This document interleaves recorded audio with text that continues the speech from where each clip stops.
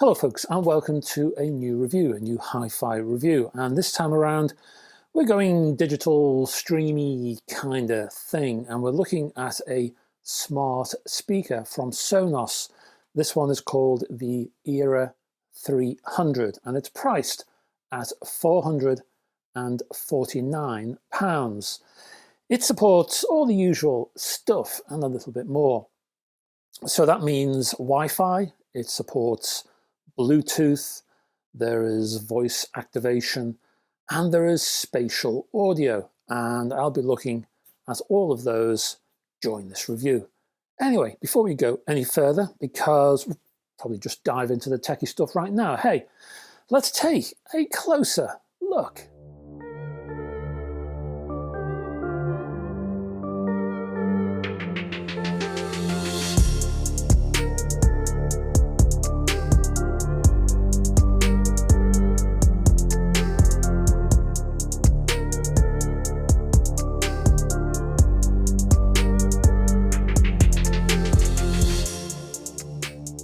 And welcome to the closer look section for the Sonos Era 300 smart speaker. And looking like a Victorian lady sporting a corset, this speaker spans 160mm by 260 by 185. That's around 7 by 10 by 7 inches or thereabouts. And it weighs in at 4.5 kilograms, so you're looking £10. Maybe, that kind of area. So the Era 300 is what? Stout, I suppose you could say, but it does retain a relatively small footprint, while the black or white satin finish adds a rather demure overall presentation. And that really blends well with its quirky shape. Inside are 4 mid-bass units, 2 tweeters, and 6 Class D amplifiers, all designed to send music in all directions, useful apparently for spatial audio and that kind of sound. Built-in microphones connect to the TruePlay Room configuration app if you want to use that, while stereo pairing is supported if you buy a second unit. The front-mounted touch controls include a volume slider.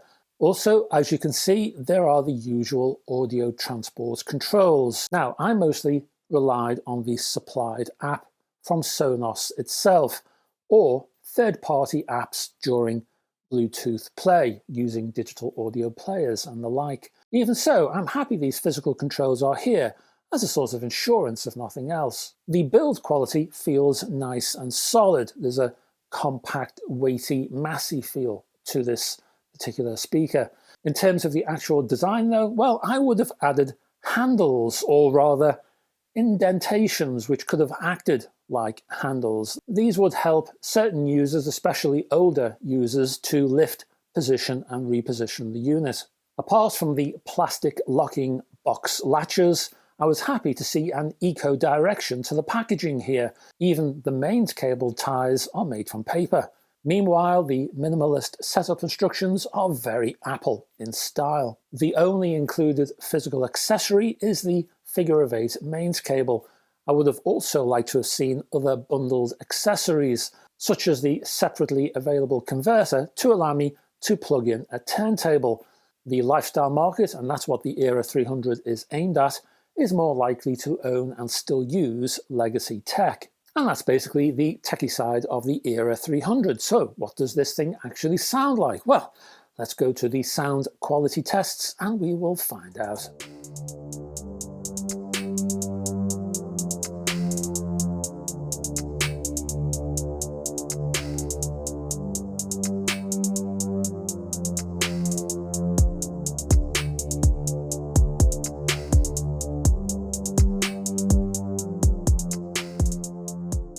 And welcome to the sound quality tests for the Sonos Era 300.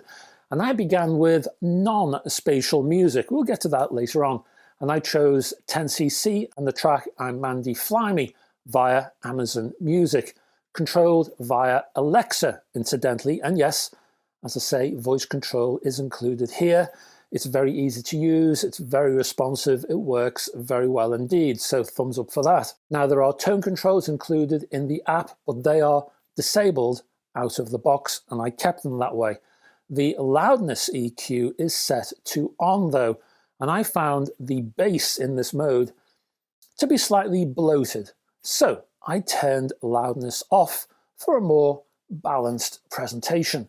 And then I dived into the Amazon Music content. Now, I found this source offered a typical internet service provider quality of sound via Wi-Fi. And what I mean by that is solid bass with no lower frequency bloat, slightly shy treble response, but nothing egregious, and a slight edge to the upper mids that proved more aggressive as volume increased. That's what you get when you listen to internet sound services via Wi-Fi. What I did miss from the Era 300 was the ability to listen to all of these services wired, because there was no Ethernet socket.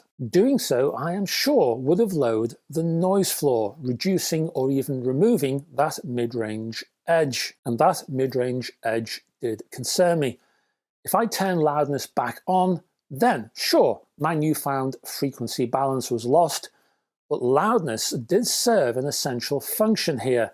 It cushioned the upper mid-range output. So instead of that upper mid-range edge I was hearing, with loudness back on, the extra bass boost, well, that softened those edges. And the more I played, the more I realized that loudness switched to on was absolutely essential for long-term play and the reduction of listening fatigue on the Era 300. Hence, Sonos is quite correct to default loudness to on out of the box. I then moved to Sonos Radio HD and logged into Classic FM and a violin concerto from Mozart.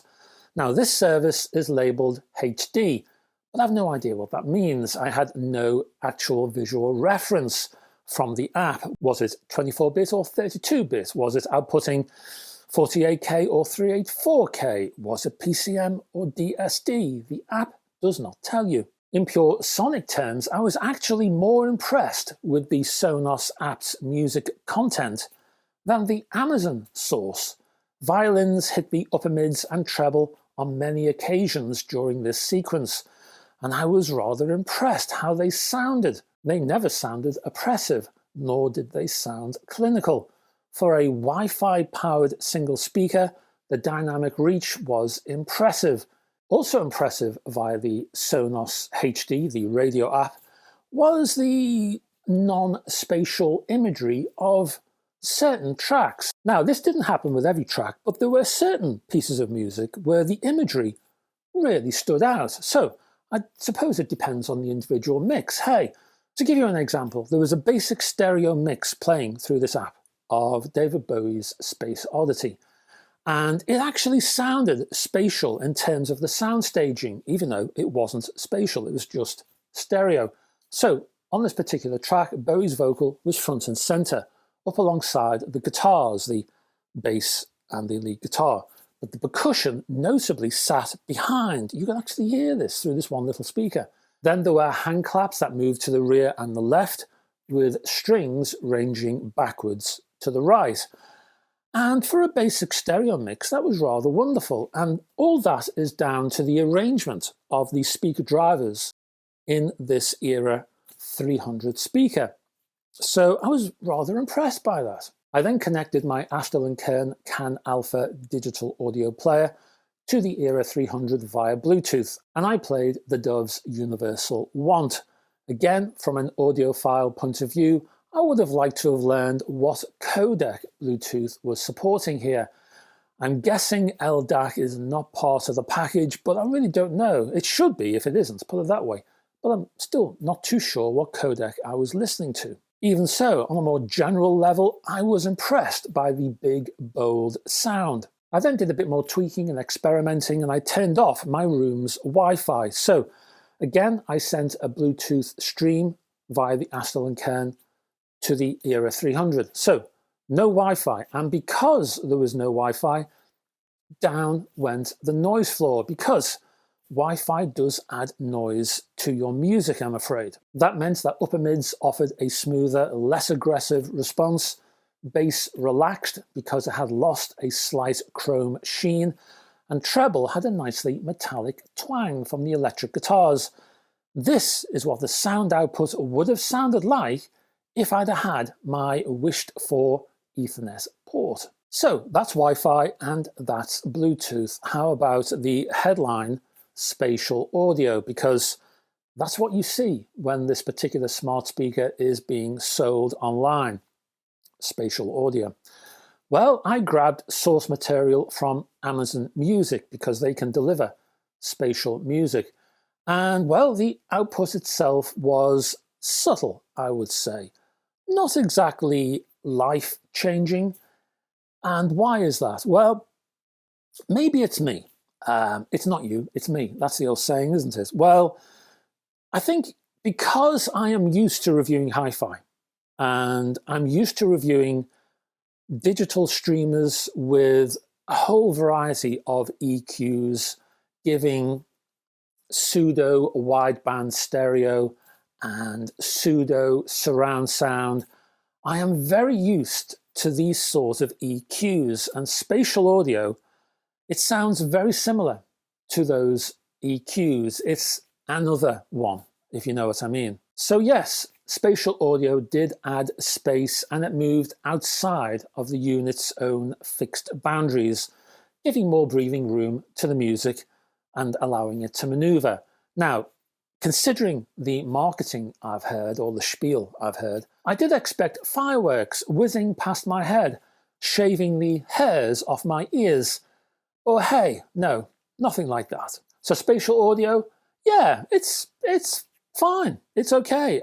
Nothing amazing, but it's fine. So that's basically the review for the Era 300 smart speaker. How can I wrap all of that up into a nice little box with a ribbon for you? Well, let me give you a few final thoughts, then I'll do some pros and cons, and then I'll give you a rating.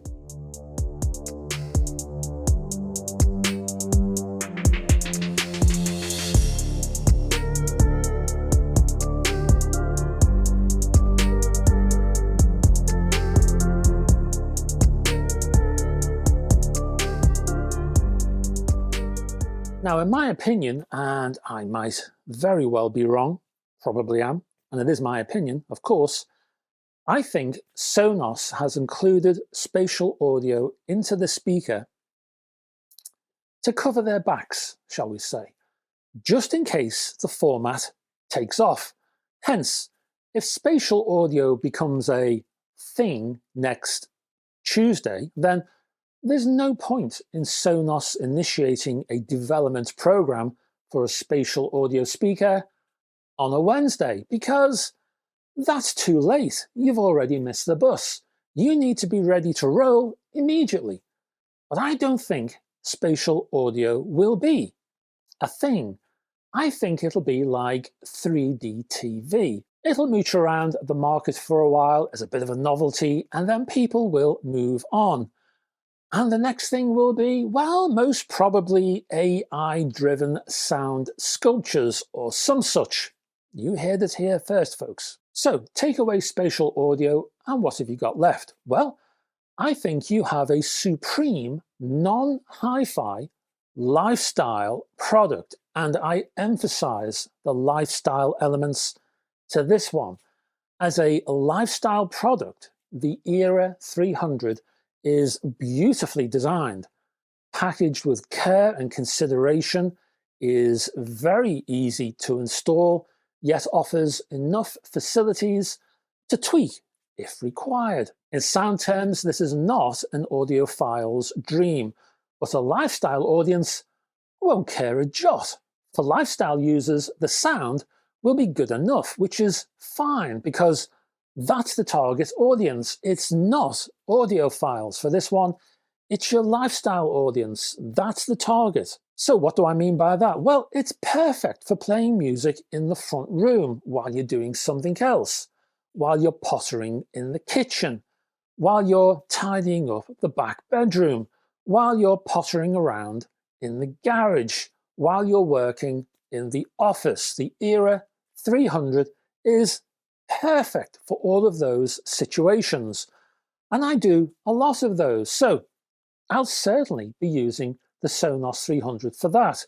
It's very convenient. It's very easy to use. It's luggable. And it sounds great for the situation that it's in, for the situation it's designed to operate within. Now, I would not buy the speaker for the spatial audio headlines. It's a useful bonus, is spatial audio. It's there just in case. The Era 300 actually impressed me as a Wi-Fi and Bluetooth speaker, and for its voice operation. It's a solid lifestyle device. I like this a lot. As such, you will have a great time with this Victorian lady. She might look demure, but boy, can she party. Pros and cons. I like the small footprint, and for what the speaker needs to do and where it needs to go, that's an important point. Packaging, well, if you have any thoughts about the misuse of plastic and the like, you will love the packaging. I noted only 2 little pieces of plastic in the whole package. This one is easy to install, and it's also easy to use, and that is essential for a lifestyle device. The general sound quality was very good indeed. Sure, it's not audiophile standard, but for a lifestyle audience and the way this is actually going to be used on a day-to-day basis, it's perfect. In the bad section, well, the spatial audio for all the hoo-ha I found slightly underwhelming. I could have done with more information within the app, but hopefully that can be included within an update later on. It would have been nice to have an Ethernet port, but I don't know. I've got a feeling this particular speaker maybe moved around the house a lot, so maybe an Ethernet port possibly might be slightly redundant. I would have also liked to have seen some sort of handles or grip to move the speaker around, especially, as I say, for older users. Now, none of that is going to influence the actual rating because, as I say, this particular unit is aimed at a lifestyle audience, and in my opinion, it does the job, which means I'm going to be giving it 8 out of 10 and a groovy award. Congratulations to Sonos. And that's your lot. Thank you very much for staying to the end of this video. Now, before you go further down in the description, if you could possibly click the like and subscribe buttons, if you haven't done so already, that would be much appreciated. Back to the description. Further down, there are links to my Facebook group and my website, and also my Patreon page. And if you can support me on Patreon, it keeps this channel going. It supports financially it keeps it going, put it that way. It funds this channel, that's what I'm trying to say. And there's all kinds of exclusives over there too. So have a little browse, see what you think. You might just like it just for the exclusivity.